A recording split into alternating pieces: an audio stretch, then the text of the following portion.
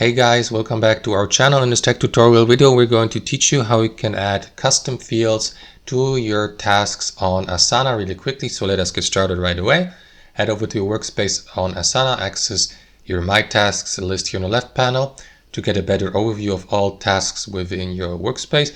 I recommend to go with the list view because it gives you, in my opinion, a pretty clear overview of your list of your tasks.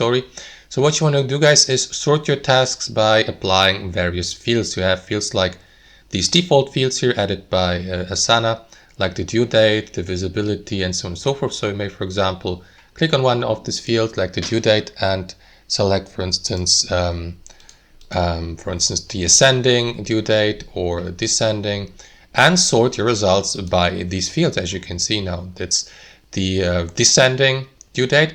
So guys, you may add a custom field to that, like the priority, for instance, and sort your results and tasks by that field by clicking on that button here to the right, on that plus icon, add field, and either go by one of these default field types. You may add these, for example, like the date, a number, formula, time tracking, or click on show more to gain access to more of them, like tags, the completion date, the modification date, or last modification date, and so on and so forth, and customize these.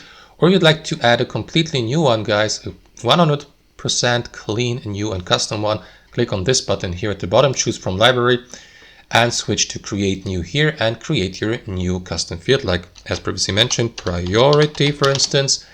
Give it a field title here, select a field type like single select, or in this case here, there are different layers or options of priorities. So let me go with multi-select. And after that, add the description if you like, that's optional. Or add these options like, for example, high priority, urgent. You may add another option like, for example, not so urgent or something like that, and so on and so forth, and add as many options as you like, or simply remove them.